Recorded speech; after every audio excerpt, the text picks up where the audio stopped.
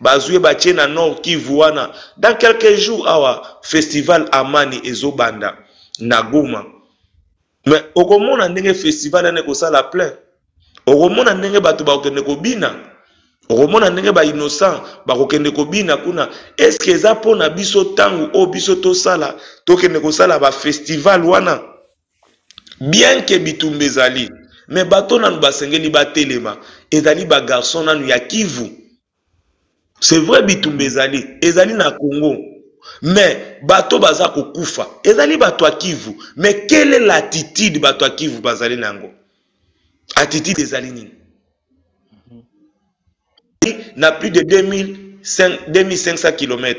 Bato bazo kufa, bato baza ko violer, bato baza ko sala boue, ezali bato ya Kivu, ezali bato ya Kivu. Mais quelle est l'attitude oyo bango pe ba se lever, ba se dresser comme un seul homme? Bango, ça c'est ce qui me fait mal papa. Bango esifi kaka masasi moko beta babandi kokima. Oh, mais bozo kima ndenge nini? Il suffit kaka masasi bino bokoki ko sala résistance te. Bolobi bozali ezozanga bino bo s'organiser boko takuna na Rwanda nini ezozanga bino bakoko na bino bazali wapi tozonga nanu na dimension wana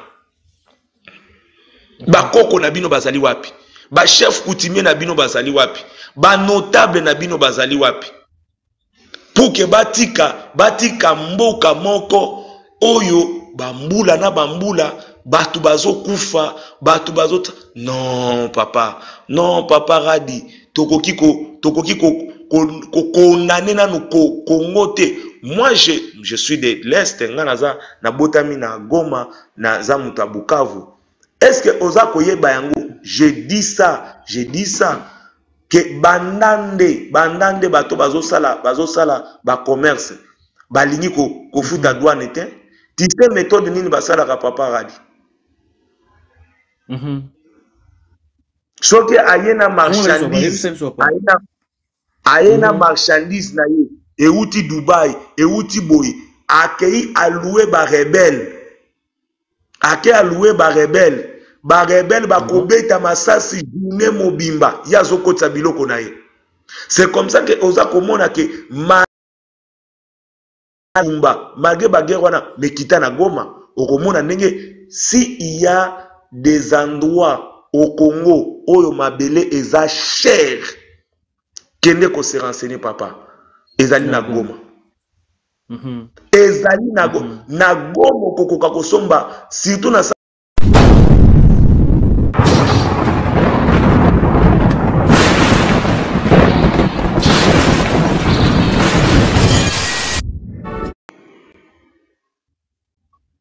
bonsoir papa Radi. Boni papa. Nkola zo batla biso papa tozala yo papa pona makambo ya est papa na ebite soki ozala ya kolobela pona bandeko na biso. Gloire à Dieu. Naza ko solola depuis mboka ya Cape Town esika nazali mikolo yo na kati ya musala nzambe pe misala misutu ya maboko. Mais aussi to lancer musala moko tokozala nango awa en Afrique du Sud pour na kosolola na église pe na diaspora les 6 pe les 7 avril. Thème na yango ezali horloge. Pourquoi? Parce que déjà ceux qui tozongi na mboka le 2 mars tokozala na Lubumbashi na niveau ya Accra. Tokozala na Lubumbashi na niveau ya Accra na Jangwa tokobondela pona ekolo. Gloire à Dieu. Nalingi naloba eloko moko très important par rapport ya horloge. Na tango ndenge nzamba asala temps ndenge aza koloba na mukanda ya Ecclésiaste pe na munoko ya Daniel, notre Dieu azali maître ya temps pe ya circonstance. Yende azali maître ya temps ya circonstance. Na kati ya thème wana ya horloge na kolinga kolakisa que il y a toujours un temps fixé par Dieu. Il y a toujours un temps fixé par Dieu État ya nzambe edépendaka par rapport na leadership, edépendaka par rapport na leader. Lorsque bana Israël bakendaki na boumbu, nzambe azoyebisa Abraham alobi bakitani na yo badescendant na yo bakokunde pe bakosala 400 ans. Mais soko tali bana Israël basalaki 430 ans. 30 ans likolo eutaki parce que nzambe abandaki koluka Moïse oyo esengelaki amema mbongo mboka wana na kati ya kokotisa bango na kati ya kolongola wana kati ya boumbu. Nzambe atambolaka na batu nyonso te. Nzambe atambolaka na un leader. Nzambe apesaka instruction na mutu nyonso te na yoki olobi eloko ezozanga biso pour le moment oyo nzambe azoluka nde leader oyo akokokisa mokano na ye. Le temps de Dieu s'accomplit lorsque Dieu a trouvé l'homme selon son cœur. Ndengo zoluba wana na David, nzambe aebisi Samuel alobi, j'ai trouvé l'homme selon mon cœur oyo akokamba mboka pe peuple na ngai ndenge na lingi. Et loko tosengeli toyeba ezali que Dieu n'est pas dans la politique, mais Dieu est dans le pouvoir. Et sengeli toyeba ke oyo nzambe azali koluka ezali leadership. Et loko oyo eza kozanga biso oyo esalaki ke bana Israël ole ya 400 ans mais basalaki 430 ans. Et même tango Moïse ayaki pasi ya Moïse mais participer opposition ya Moïse eutaki mingi na ngambu ya bana Israël nde bazalaki peko batelemelaki Moïse tiko salaki même Moïse akotaki na kanate. Pourquoi? Parce que ezalaki libota moko ezalaki pasi mingi pona kobika. Lelo oyo pasi na biso koloba Rwanda koloba boye, on n'a pas un leadership. Toza na leadership te. Nzoto ndenge nzambe akela yango, mais nzoto ezalaka na mutu moko. Nzoto ezalaka na mitu mibale te. Mutu nde etambwisaka nzoto. C'est le cerveau nde etambwisaka nzoto. Etango zomona ba mboka nyonso to, ta tozwi mboka oyo eza kobundisa biso. Mais il y a 20 ans, il y a 30 ans, mais depuis bazwa leadership ya Kagame, depuis bazwa leadership ya Kagame, mboka wane komi makasi. Uganda wana tozalaki kokonza yango, biso tozali batu ya Est, biso tobandaki kokonza Uganda, batu ya Uganda zuwa na bango to batu ya Rwanda ezali po bazalaki koya kosala makambo nyonso, kutu bazalaki nde la plupart ba domestique na biso. Ngakoko na ngai pe a sonam azalaki ministre mbale bele na ba gouvernement bele akufi sénateur. Biso toyebaki andelo la domestique wamba koya na gomba sala ya kusula ba ya biso miki ya kongisa bana pe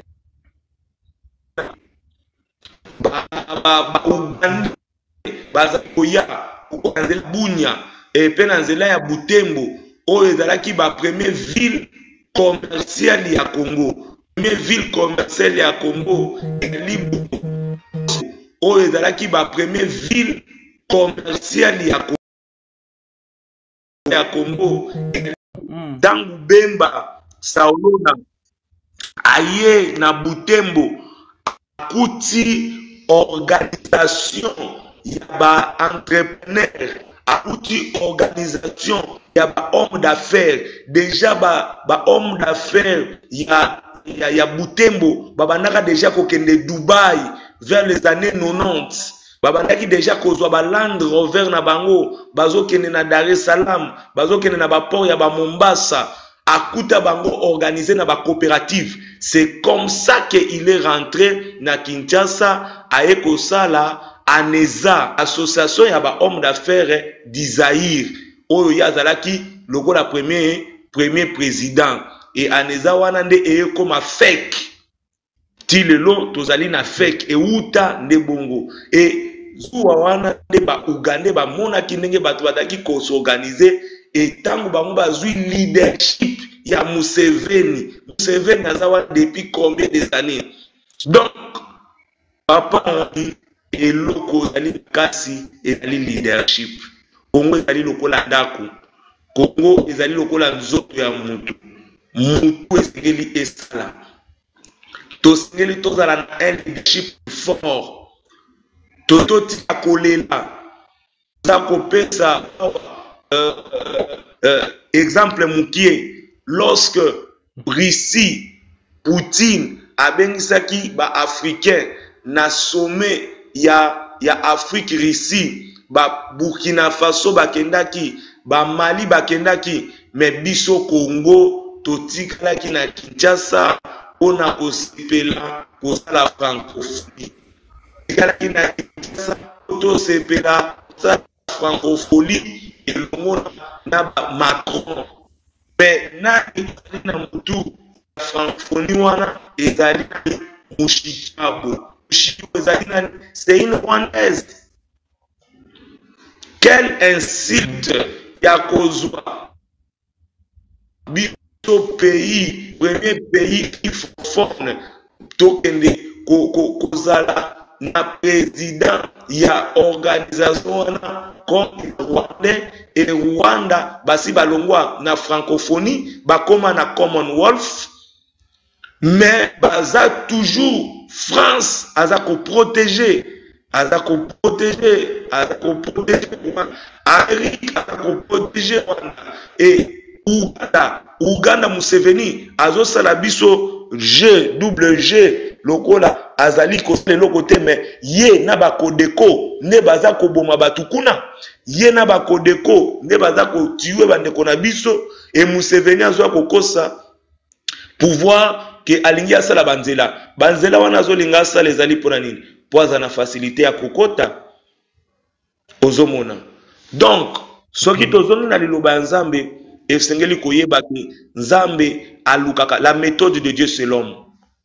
Nzambe azaki na possibilité ya kokela bato ebele na mbala moko, mais abandaki na Adam, après Adam Ève, et puis a continué. Donc Nzambe atambolaka na mutu moko, ayebi ke na nzela ya Moïse, ayebi ke na nzela ya Josué, ayebi ke na nzela ya David, ayebi ke na nzela ya Salomo na kotonga temple, ayebi Nzambe atambolaka baka vision apesaka mutu moko. Yango bato ba komprenaka ba pasteur te o ba pasteur Nzambe akokosola na bato ata ndenge Jésus ayaki. Bible écoute lobiango, car Dieu a tant aimé le monde qu'il a donné son fils unique. Abandaki nanu na fils unique, na nzela ya fils unique nde azwi siko ba fils ebele. Pourquoi? Nzambe alinga kolakisa modèle. Alakisi biso modèle lokola Jésus. Na nzela Jésus ne biso nyonso tokotambola. Donc modèle nyonso lolenge ya kosepelisa Nzambe azwi atiango nyonso tuna kati ya Yesu. Donc soki olingi osepelisa Nzambe sengeli okoma lokola Yesu. Donc na likambu ya Congo ya lelo papa na ngai, papa Radi, likambu ya Congo ya lelo ezali likambu ya leadership. Pendant toutes ces années tokoki ko construire leadership te. Nos leaders ole a kozala ba rassembler bazali bato bazali ko diviser. Ba leader na biso ole a kozala bato bazali ko organiser bazali kozala bato ba désordre. On a trop de fous. En tout cas, excusez-moi les termes, on a trop de fous. Bato baza kosala ba folie, bato bazali koyana ba guerre tribale, bato bazali koyana ba bataille ya ba positionnement, bato bazali koyana ba komi funda. Oza ko imaginer que tozo yoka ke na niveau ti ya défense. Tozo yoka je mets ça na conditionnel que ministre ya défense azoke ndaka kofunda chef d'état-major et pas ya président. Est-ce que likambo bongo na période ya guerre to Congo ozomona? En tout cas tout ça ezali ba biloko oyo ezali nango eza te ke tozosambela te. Non, notre Dieu nzambe na biso aza nzambe ya ordre papa. Soko ozosambela nzambe oza na désordre ata osali 100 ans ata opelisi babougie ata osali nini okona loboko ya nzambe te. Mais soko tie ordre oluki oyeba mutu nini nzambe, c'est ça le problème.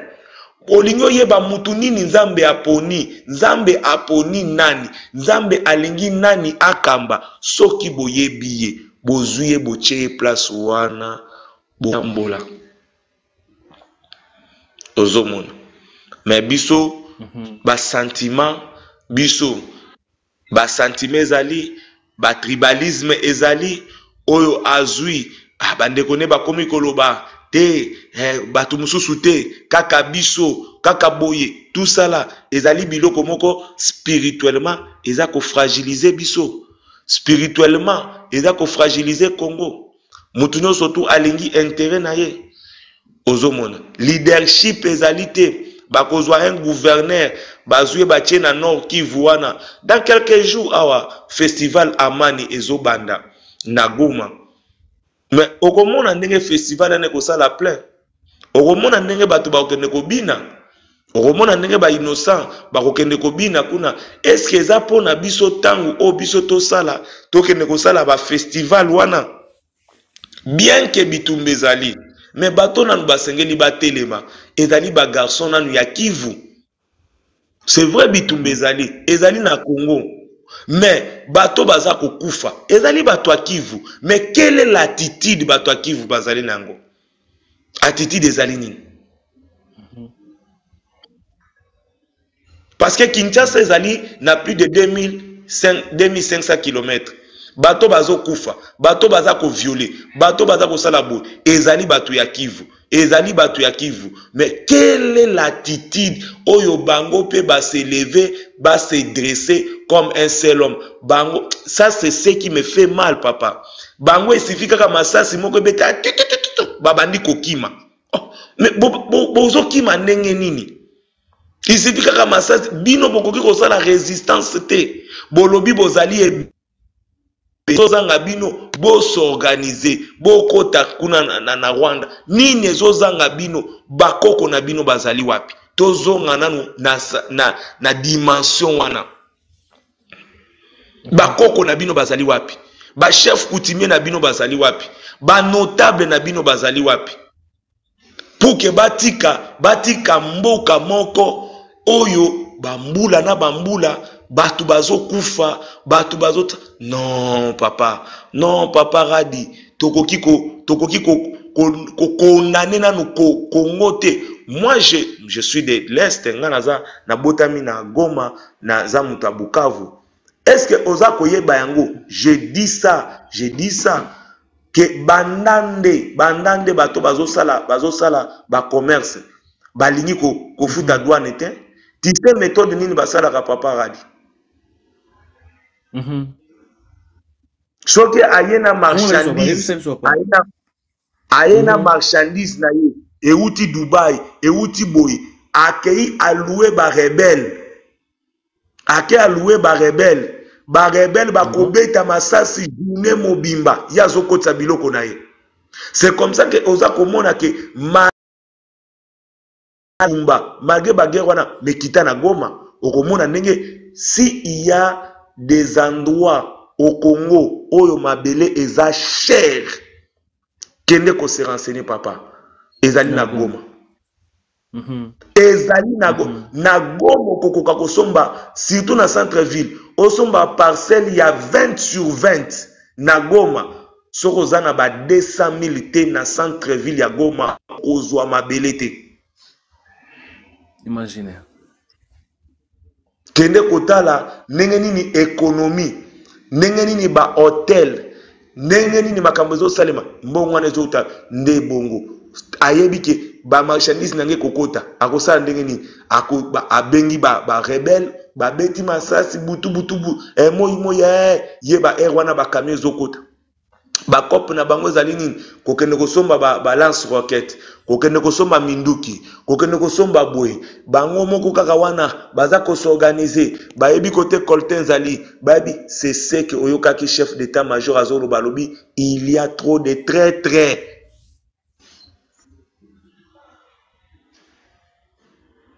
ozomona toza na batraître tolandi yango mpe bituma yango eza bandande nde bosala yango paster. Mais papa, soko landi olandi bitumba oyo ezali na maboko ya ba hommes d'affaires. Ce sont les hommes d'affaires ne bazali à la tête et puis basali nini bakotisi basoda pe bakoti ba affairistes. Les soldats sont devenus des hommes d'affaires. Basoda bakomi bakomi ba feriste, basoda bakomi na ba carré minier, basoda bakomi na kosala ba faire guerre kosila ndenge nini. Papa radi. Non, même ndenge bato bazo prier wana, les problèmes na bisa ki même awa na Afrique du Sud. Na lobi bituma na biso potolonga yango. To sengeli to nzamba sunga biso to lata esprit ya Néhémie. Problème na biso tozali nde mingi na basambala na bato bija. Bato basi s'infiltrer na kati na biso bao bazozala bampuku baza kolia baza kofula baza kolia baza kofula c'est ça papa. Bozomona soda déjà ye moko déjà bazo azo kende par exemple oyoki soda bazo futa ye 230,000 mais kende kotala soda wana azotonga ndaku na lelo kende na Kinshasa kende kota Wileri kota Gombe kota bakartana no soto banda kuno soto so matane za ba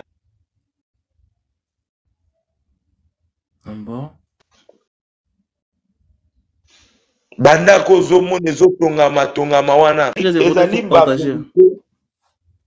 non papa ezali ba vérité nga naza mwana este mutolu na ngai bakundi yango na este nga naza mwana ya este o nazoloba atanke mosali ya nzambe pe atanke mabele ya bakoko na ngai nde baje wana eza koboma biso yango wana tozali na double face ezali wana yango wana ezosala ke guerre wana etango longoli wana oyo kozwa deuxième aspect ezali bandeko na biso pe ebele babali basi ba rwandaise bandeko na biso ebele babali basi ba rwandaise baza na babasi ba rwandaise ba deuxième bureau soko ye na Goma na Bukavu wana babasi basalaka na bazosala bakindumba baso bazali na babar bato baso bazali na ba restaurant o bafuta ba mbongo moko ya mike ezali ba rwandaise bayaka kosala et puis biso moko ba congolais. La plupart ya ba congolaise o bauti Kinshasa baye na Goma bakenda ko s'installer na Gisenyi pona kosala prostitution bafandi kuna et puis pourquoi bafandi na Gisenyi parce que na Gisenyi ndako ezali moins cher courant ezali ya carte ekendaka te bakendaka bapréféraka bakofanda na Gisenyi et puis bazongi na moi baza na Goma tout ava bakanga grande barrière bazongi na Gisenyi makambo tozolobana ezali makambo yo toyebi biso tozali bana ya Goma tokoli na Goma nzamba sungi totambola ndenge tozotambola mais nde vérité yango wana papa les vérités ezosala que tout le monde et les politiciens et les militaires et la population bazui il y a des affaires qui se passent autour ya guerre wana o bango bakolinga te bakolinga guerre esila te bakolinga te eza déjà na kati esprit na bango ezali ke biso to bonde la nzambe makasi apesa biso leadership a malamu pe kolongola esprit wana ya nini ezali ba makambo na zomona te bazokende kobenga na ba ambassade ezali makambo na zomona te bazo papa radi bato bazokufa wana tokende pe toloba ezali ba nani bato a est est-ce que na est kuna ba jeune bazate bazali tomona na Kinshasa tangu ba rebelle bayaki tomona bana masina batelema bakanga rebel na maboko sa munduki changu lelo ekwenda sango changu ekenda sango pona nini parce que changu etelemelaki elobi Kinshasa kokweya te changu ekanga rebel tango Rwandais alingaka pourquoi monaka ke ba Rwandais bakokaka Kinshasa te awa kala mingi te awa toutaki komona kolandela ndenge nini balandelaki bato bandai koya bakoma lokola bato ya maboma babanda omonaki kinwa ndenge alandelaki bango omonaki kinwa alandelaki bango yo mutu alibomo utu wapi baye kokanga bango na batelefone omoni mpe likambo wana esali nini esili koma Rwandais azokoka koinfiltre Kinshasa te parce que kin baza réveillé kino kokozwa ye nyonso tu okozwa ye nyonso tu me likambo ya mabele aotrahir te mais nous côté ya est on a beaucoup de traîtres kaka bato yango wana bazolia na biso na pokwa bazokende kosola na Kagame kaka bato wana bazolia na biso baza na bamalette satellitaire kaka bato wana baza kolia na biso bazali na baturaya bango moko kaka baza kopesa position tango ba FARDC babimi bake na kiwanja bake na kibumba kaka bango wana moko wana ale bazwi ba telefone bayebi pe koloba pe deja ba Kinyarwanda ale babali kopesa position ya ba FARDC bana na biso baza kokufa kuna pamba. En tout cas nde guerre politisée. Il y a pas commerçant. Non, ezali il faut pas qu'on la politiser. Ezali guerre, il y a ba affairiste, OK. Donc ezali guerre, il y a ba commerçant, guerre, il y a ba affairiste papa. Aujourd'hui, personne ne peut me contredire à part peut-être ba Katangé na mine na bango. Mais aujourd'hui, il n'y a pas des hommes d'affaires au Congo qui ont beaucoup d'argent comme les Bandande et les gens de l'Est. Bazali te papa. Bazote. Batona bazote ka coltan aux ana idée te. En tout cas. Société américaine, ça, les gens le savent. Kene na Walikale. Mboka ya mama na ngai na Walikale koza société américaine ya munene na Walikale o ezali ko extraire éteint ta oyo Alain Fokar asalaki lorsque le patron ya Jekamine dans les temps monsieur Albert Yuma bakendaki kotala ba carrière minier de l'autre côté comment bakutana ki na opposition ya ba militaire bien qu'étant des officiels là-bas c'est la loi ya jungle non surtout les alignes bazo sala ba affaire allo papa bazo sala ba affaire ba politique bazo sala ba affaire ba soda bazo sala ba affaire population yemoko bazo sala affaire chef coutumier wala ki censé yakobatela mabele yemoko pe akoti na affaire. Moi je connais des chefs coutumiers ya côté na biso bazo kende États-Unis donc alongwaka Goma Rwanda États-Unis chef coutumier sans koleka na Kinshasa. Ba chef coutumier bazo teka ba or ba chef coutumier bangonde parce que lorsque pouvoir onzamba apesa bango le droit ya mabele ezali na maboko ya ba chef coutumier bazali ba gardien de terre ezali pouvoir nzamba apesa bango mais lorsque déjà bango bakomi ko sala connivence avec ennemi ba zwa topesi moto papa kende kuno okokuta ba moto ezalaka na Kinshasa te moto esalaka transport na Goma na Bukavu ezali TVS nde esalaka transport kino okosomba TVS c'est un poisson nango transport osomba boxer Katange akosomba TVS te po asala nango transport akosomba boxer, mais prix ya TVS eza combien? Mais Goma mobimba na Bukavu mobimba transport bazosala nango na TVS.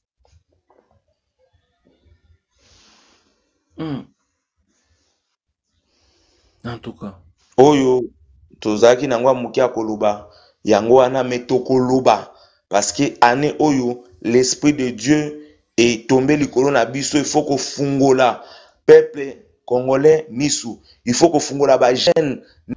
Bonjour, Nabalandi sur Radio Télévision, bonjour, bande quoi TikTok, bonjour, Nabatou, bande partout dans le monde entier, bande trouver une photo sur la des Cambo, il y a la promotion na communauté congolaise. Donc, pour la communauté na biso, pour la promotion, et puis on a eu au TKK, marchandise na yo, oyo nyonso azana posa ya promotion. Luka biso to sur la promotion na TikTok na biso pe na YouTube na biso et on to siki ba congolais nyonso partout vous allez oza na posa ya produit na yo etambola biloko na oza nango etambola to sur promotion na prix ya kitoko parce que neza awa toza posa ko sunga ba congolais partout bazali na biloko basalaka ba mona clair veut dire to fongoli porte pour na mututu oyo aza na posa ya publicité. Pour promouvoir biloko na otekaka ba produit na otekaka nzambe alola ako venir par rapport ya bande kolanda biso ba partageaka baso ma produit oyo zoteka yango toye et pas ya mutu nyonso azana posa ya promotion ya produit na ye oyo atekaka ezala savon ezala mafuta ezala ba produit oyo kosunga bande kolanda biso ba tâche ya banduta oyo ya kosunga pona komela neti biso moko tokosala bino ba promotion pe ya kolakisa bino bakisi ya kosisa poison na kati ya nzoto pe ya kotraite makila na biso yango tosengi ndeko nyonso partout ozali contacter biso na kati ya chaîne na biso partout tokosunga bino eza ya bino simple ndeko oyo asalaka toujours na bonzambe toza tofungoli porte na mutu nyonso a contacter biso pour tout ça là promotion ya biloko na yo oza na école oza na flat hotel na yo ozali na oza na service de traiteur toi oza na malewa na yo oza na nyonso oza pour ça pour na promotion na ba congolaises ba o tout banda biso ndeko contacter biso to ça là yo promotion na. Merci Nandeko nyonso à partager. Merci na mutu nyonso oya kozala intéressé contacter na katia Radi TV4 ezali TikTok na biso pe na Radi Télévision ezali YouTube na biso Radi News TV ezali bongo page Facebook na biso. Merci.